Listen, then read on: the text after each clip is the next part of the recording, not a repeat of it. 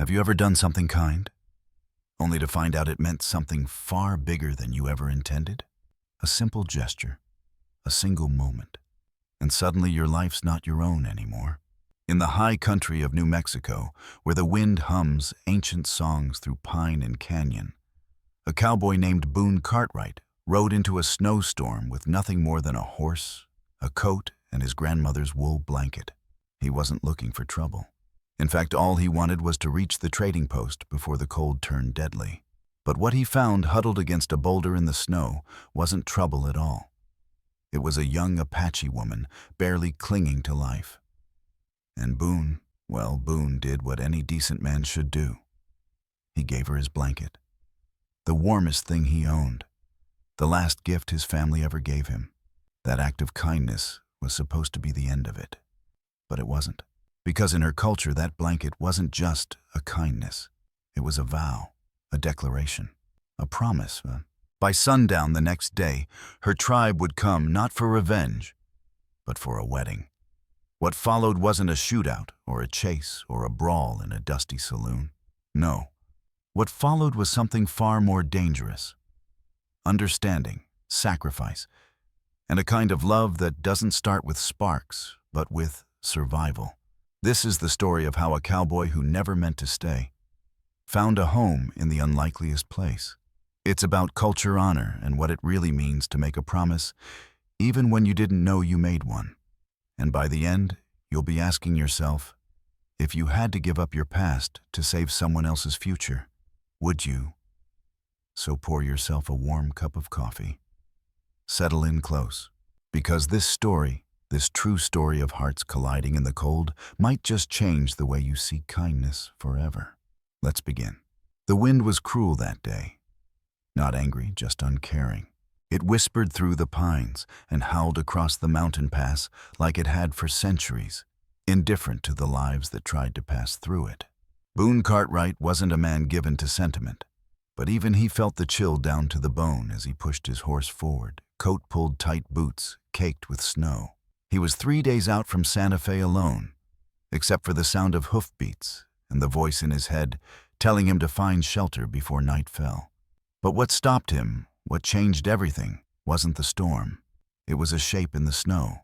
At first he thought it was an animal, maybe a wolf curled against a boulder. But as he drew closer, he saw the unmistakable outline of a woman, thin, trembling, wrapped in nothing but a deerskin dress, her lips blue, her eyes barely open. And not just any woman. An Apache girl. Boon hesitated. Not out of fear, not exactly, but out of the knowing that helping the wrong person out here could lead to a knife in the ribs. Stories passed between ranchers warned of traps of fake injuries, of sympathy used as bait. And yet, as he looked into her eyes, wide, dark, and utterly resigned, none of those stories mattered. She wasn't bait. She was dying. Without a word, Boon unrolled his bedroll and pulled out the one thing he always carried, a thick wool blanket, blue and gray, hand-stitched by his grandmother. It was old, but it still held warmth like nothing else. He'd slept under it on nights when the stars gave no heat and the land offered no mercy. And he gave it to her. She didn't speak at first, only clutched the blanket like it was a miracle. Her eyes met his, surprised and unsure. He built a fire beside her, gave her water, shared the last of his jerky, and waited with her as the storm passed overhead. When she finally spoke, her name came soft and clear, Ayana. They barely talked. He didn't know the words, and she didn't press, but there was something in the silence between them that felt understood. Boon figured she'd rest warm up, and they'd go their separate ways come morning. And when the sun rose, that's exactly what he did.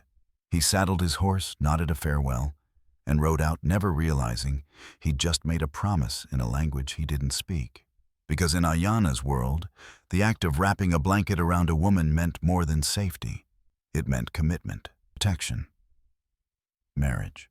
And by nightfall, her people would come looking, but not for vengeance, for a son-in-law. Coming up next, how one cowboy's good deed turned into a cultural collision he never saw coming. In part 2, the marriage he never meant. We'll ride into a village with its own rules and see what happens when intentions don't match tradition. Boon Cartwright had ridden through ambushes, cattle stampedes, and border skirmishes.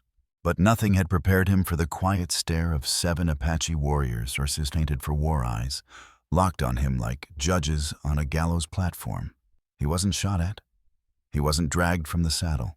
No, they simply stepped into the trail, silent, waiting. And then Ayana stepped forward.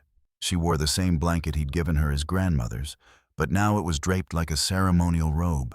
She looked different in the daylight. Not just healthy, but dignified. Grounded. Like someone carrying the weight of something sacred. Boon felt the unease rise in his chest before she even spoke. "My grandfather says you have claimed me as your wife." Boon laughed. He wasn't mocking. It was the stunned kind of laugh a man lets out when the ground shifts beneath his boots. What Ayana's voice was calm, careful. But there was something urgent in her eyes. In our ways, when a man gives a woman his blanket, especially in a storm, it is not just kindness. It is a declaration. You offered protection and warmth and your name. That is how a husband begins. Boon stared, speechless.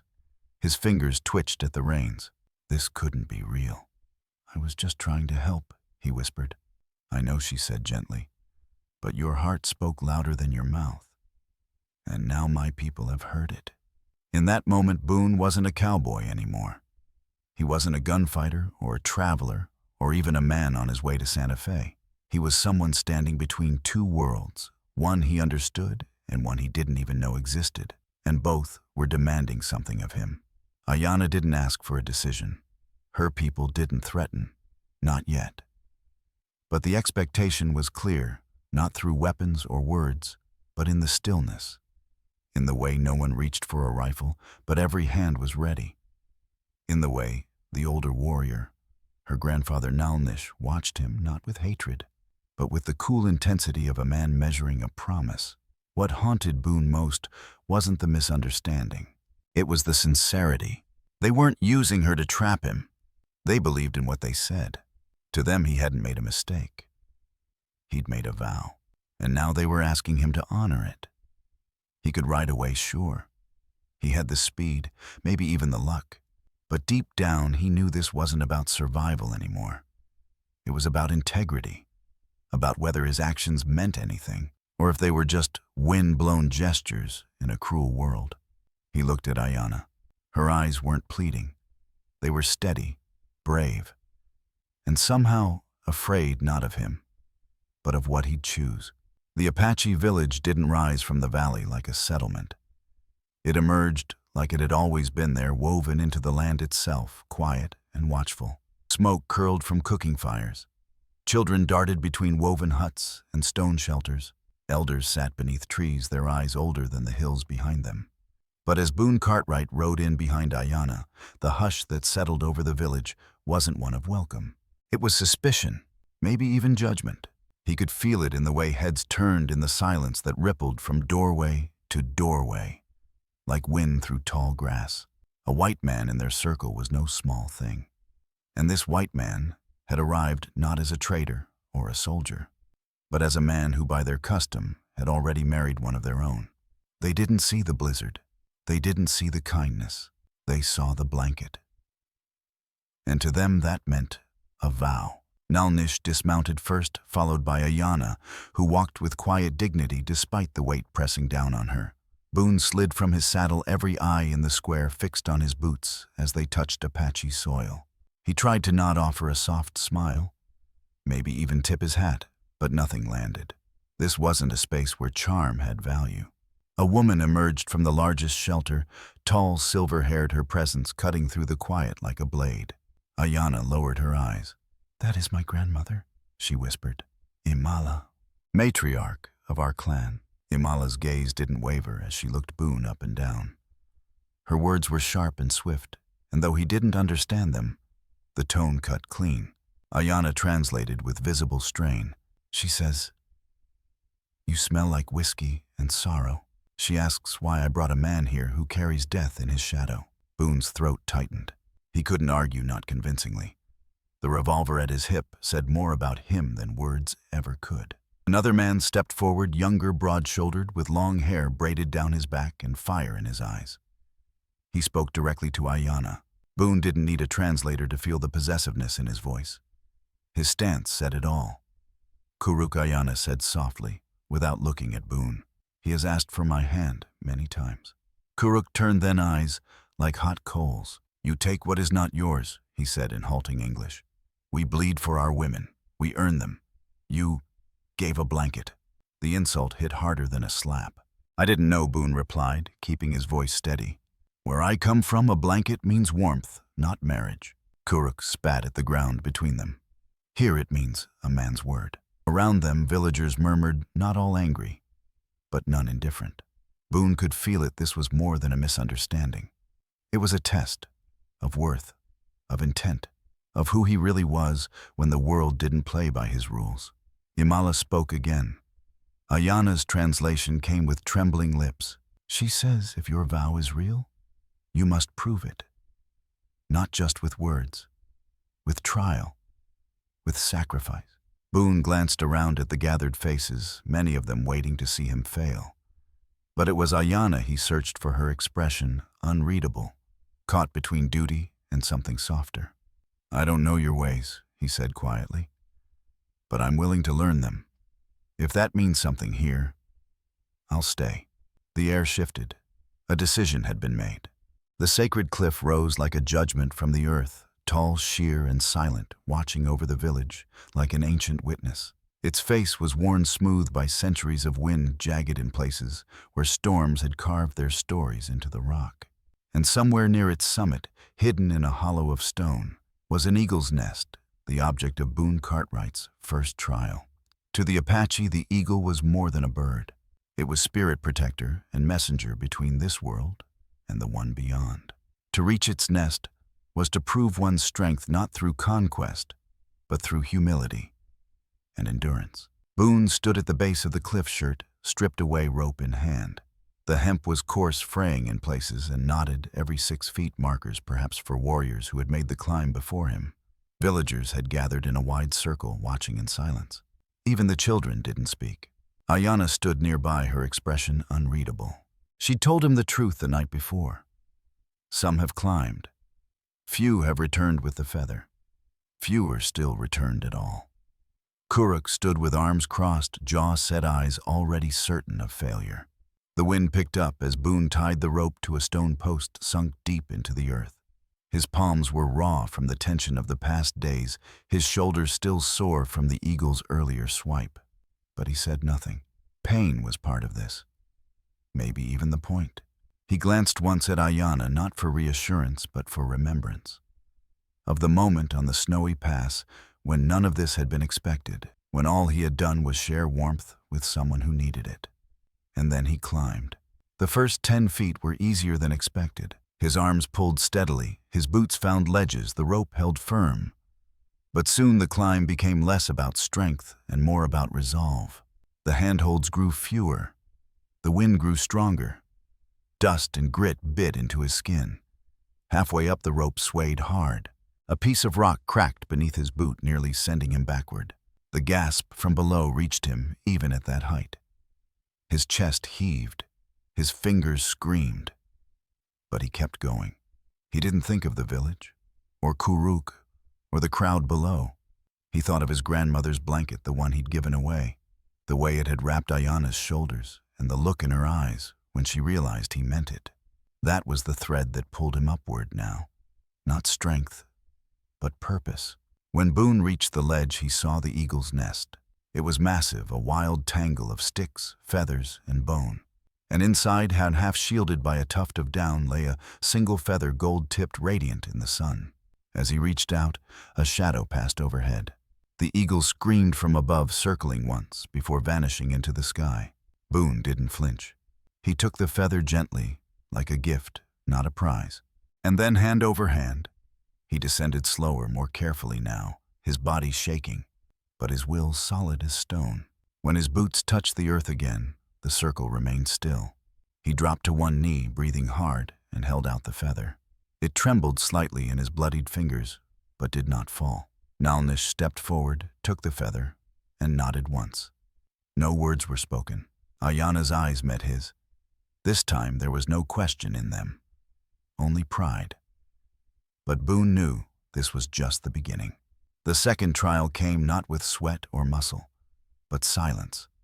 After the sun had dipped below the canyon rim, casting long shadows across the fire circle, Nalnish emerged again, this time carrying a smooth, weathered stone carved with ancient symbols. He placed it carefully beside the fire, its surface glowing faintly in the light of the flames. Boon Cartwright stood quietly beside Ayana. His hands were still raw from the climb, bandaged loosely with torn cloth. But now, those same hands had to do something much harder than hold a rope they had to unravel, meaning from a mystery he couldn't even pronounce. Ayana stepped closer, her voice low but clear. "This is the Ancestor Stone," she said. "The second trial. It holds a riddle carved by our elders. You must read it not with your eyes, but with your heart. And you must answer before the fire burns down to embers." Boon looked at the stone. Lines, animals, and spirals covered its surface like the memory of a language long forgotten. A bear, an eagle, a coiled snake, a symbol that might have been a shelter or a blanket. At the center, a figure with arms outstretched with thin lines radiating in all directions. "What's it mean?" he asked, already knowing the answer. Ayana didn't smile this time. "No one can tell you. Each man sees something different." He knelt beside the stone and placed his hands gently upon it. The carvings were cool under his fingertips, their grooves smoothed by generations. Behind him, the fire cracked softly. The circle around them remained hushed. Even Kuruk stood still, arms crossed, watching with narrowed eyes. Boon's thoughts whirled. He wasn't a scholar. He wasn't even a man of many words. He'd learned to read from his mother by firelight in a sod house, not from some college in the East. But maybe that was the point. Maybe this wasn't about reading, but remembering. He looked again. The bear, not just a beast, but a symbol of strength, of power taken when needed. The eagle, a high flyer. The eye that sees from above, perhaps wisdom or detachment. The snake shedding its skin, starting over. The blanket, safety, warmth, a choice to protect. And in the middle, that figure. Not a warrior. Not a chief, just a man, alone, between the paths. Boon's voice broke the quiet, calm and thoughtful. "This ain't a riddle about words," he said. "It's a riddle about choices." He stood slowly, holding the stone like something fragile. Each of those things is a way a man can walk when he meets someone suffering. You can take what you need like the bear. You can fly away and pretend you don't see it like the eagle. You can slither off and say, "It ain't your problem," like the snake. He looked directly at Ayana. Or you can stop. Lay down what little warmth you've got. And say, "Here, I'll share it with you." The fire had burned low now, only embers remaining. The last orange glow lit Boon's face as he extended the stone toward Nalnish. "I chose the blanket," he said simply. Not because it was wise, but because it was right. For a long moment, no one spoke. Then Nalnish stepped forward, placed his hand on the stone, and looked into Boon's eyes with something that might have been the beginning of trust. Ayana translated quietly. "He says you passed, not because you solved the riddle, but because you understood the question." And Boon, despite himself, felt a strange stirring deep in his chest. But the hardest trial was still to come. The fire had burned low, casting flickering shadows that danced like old spirits on the canyon walls. The trial of strength had left Boon bruised and bloodied. The trial of wisdom had left him humbled, but now came the one that would leave him bare. Nalnish returned to the center of the circle this time, carrying a small leather pouch, weathered, stitched by hand, and tied with sinew. When he opened it, the contents spilled into his palm with a soft rattling sound. Bones, carved finger bones marked with symbols too fine to see from a distance. The old man scattered them carefully in the dirt before the fire, his lips moving in what might have been a prayer. Ayana stepped forward, her voice hushed, reverent. "This is the final trial," she said. "The trial of sacrifice. The bones have chosen. Now you must give up what you value most in this world." The words hung in the night like smoke. Boon swallowed. "And if I can't," Ayana didn't look at him when she answered. "Then the trials end, and Kuruk takes my hand." The name hit Boon like a cold wind. He turned his eyes toward the young warrior at the edge of the firelight, the one who'd looked at Ayana like she belonged to him, the one who still believed she might. Boon looked down at the fire, then at the three things Nalnish had pointed to earlier that evening: his horse, his gun, and the photograph he kept tucked into his shirt. Shadow, his black stallion, had carried him across mountains, deserts, and years of solitude. His gun had saved his life more times than he could count. And the photo, a faded image of two people smiling in a field of grass, his parents, the last tether to the only family he'd ever known. Freedom, safety, memory. All three stared back at him now. The villagers watched in silence, their expressions unreadable. But Ayana, she wasn't watching the objects. She was watching him. Not judging, not pleading, just waiting. As if what mattered most wasn't what he chose to give up, but how he made that choice. Boon stepped toward the fire. His hands trembled. He lifted the photo first. The corners were soft from being folded, the image sun-faded and creased. "This was my past," he whispered. "The people who raised me, taught me right from wrong. But they're gone now.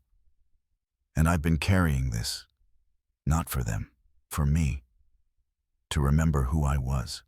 He looked at Ayana. "But I ain't that man anymore." He placed the photo in the embers. The paper curled almost instantly, blackening and breaking apart as flames licked the faces away. His mother. His father.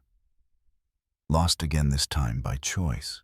A gasp moved through the crowd like a breeze. Karuk stepped forward, a rare trace of respect in his eyes.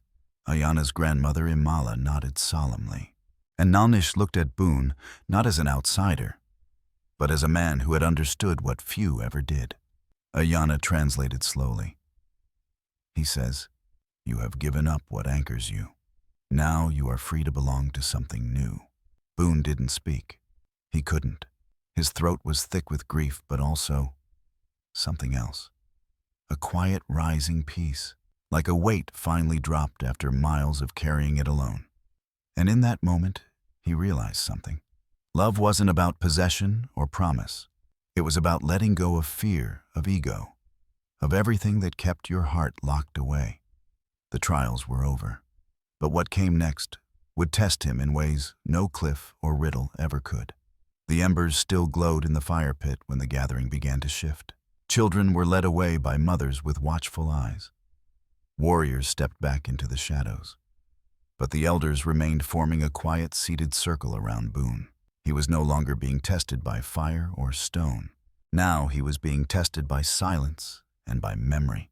Ayana stood beside him, her hand lightly brushing his. She didn't speak. She didn't need to.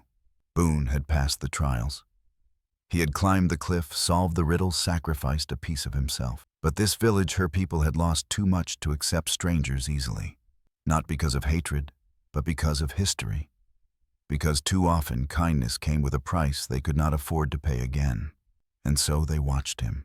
They watched how he moved, how he sat, how he lowered his eyes when elders spoke. Every gesture was weighed, every breath measured. Later, as dawn broke through the valley and the canyon walls glowed like burning copper, Imala, Ayana's grandmother, motioned for Boon to follow her to a low stone hut. Inside was a loom, simple and elegant. Strings of dried berries hung from the ceiling, and the scent of pine smoke lingered in the air. She didn't speak to him right away. Instead, she placed a small deer-hide tunic into his hands, the beginnings of a new garment. Then she said in a voice soft but firm, "If you are to stay, you must learn. Not just our customs, but our rhythm, our patience, our grief." Boon nodded, unsure if he should respond in words.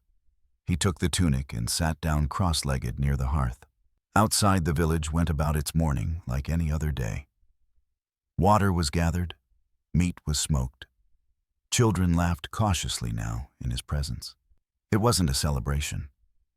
Not yet. But it was a beginning. And in that beginning, Boon did something he hadn't done in years. He listened.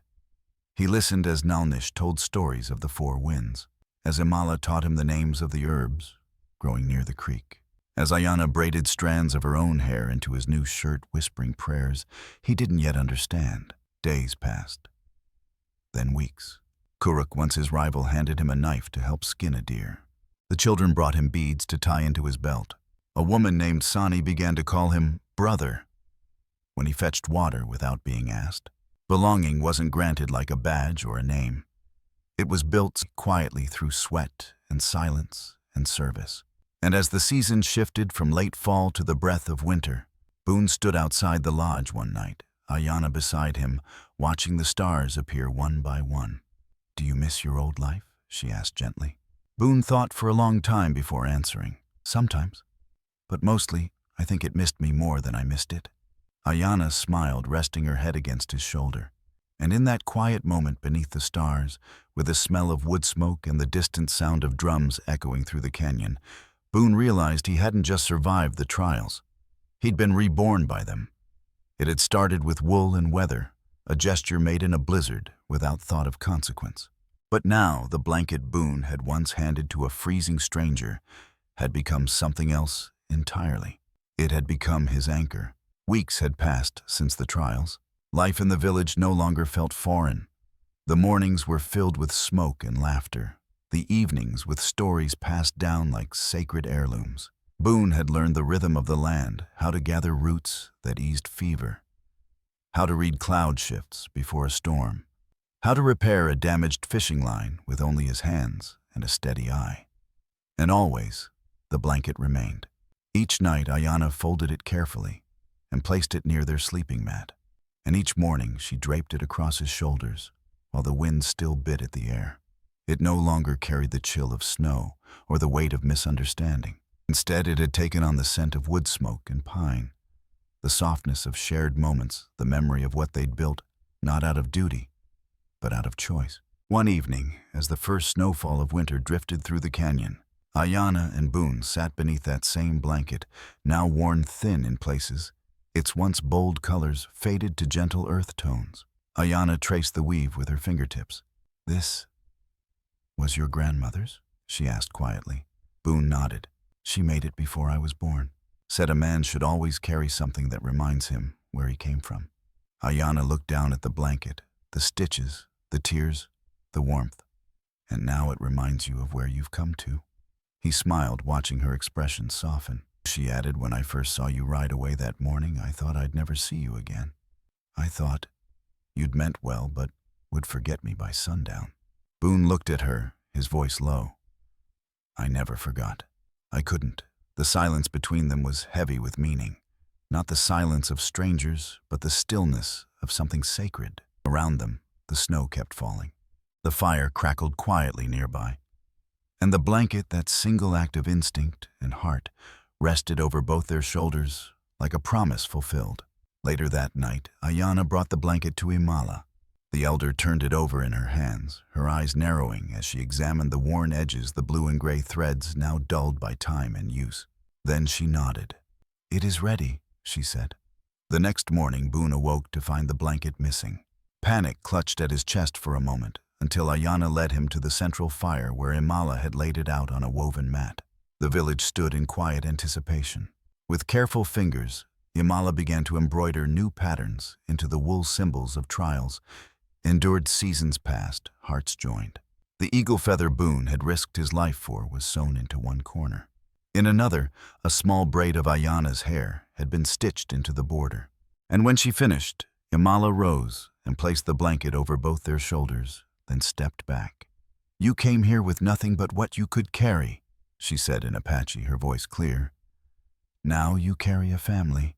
Boon turned to Ayana, his eyes misting. "I gave you that blanket to save your life.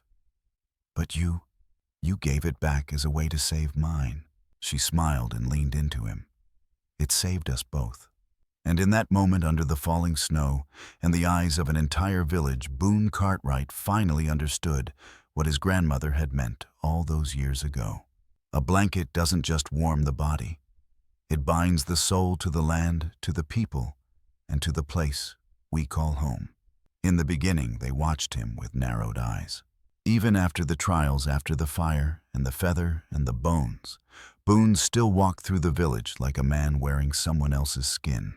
The children stopped playing when he passed. The elders fell silent mid-conversation. And even the dogs barked longer at night. He had proven himself by their laws, survived what many thought he wouldn't. But acceptance, that was a different matter. Boon didn't blame them. To them, he was still an outsider, a white man in a brown world from the same people who had broken promises, taken land, and spilled blood for generations. And now here he was, sharing fires and food, sitting beside their daughters. A curiosity, a complication. But Ayana stood beside him through it all. Her quiet presence, her strength, her belief in him. It slowly began to soften the lines etched into the faces of those who still doubted, one gesture at a time. It started with her cousin Luyu, a boy no older than 8, who offered Boon a carved stone as a gift. No words, just a small act of trust. Then Imala, the grandmother who once called him a threat, began adding his name to her evening prayers. And finally, it was Nalnish, the old warrior who had led the trials, who made it official. On the 3rd full moon since Boon's arrival, the tribe gathered under the stars. It wasn't a wedding. Not exactly. There were no rings, no preacher, no vows spoken in English. But there was a fire, and there was singing voices rising in rhythms older than the hills themselves. Ayana wore the same dress from the night of the storm, though now it had been adorned with new beadwork stitched in patterns that told the story of their joining. Boon stood quietly beside her, unsure of what to say or how to move. He didn't speak the language, he didn't know the traditions. But when Ayana took his hand and placed it over her heart, the crowd murmured approval. It was enough. Nalnish stepped forward, his voice solemn and low. Ayana translated with reverence. You came into our lives like snow in spring, unexpected and at first unwelcome. But you did not run from the cold.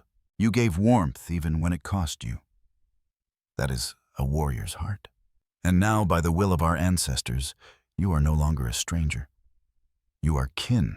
The words settled over Boon like a second skin. No one cheered. No one clapped. But as the drums resumed and the children began dancing around the fire, he saw it in their eyes, the shift. Not fear, not tolerance, but recognition. One of them now.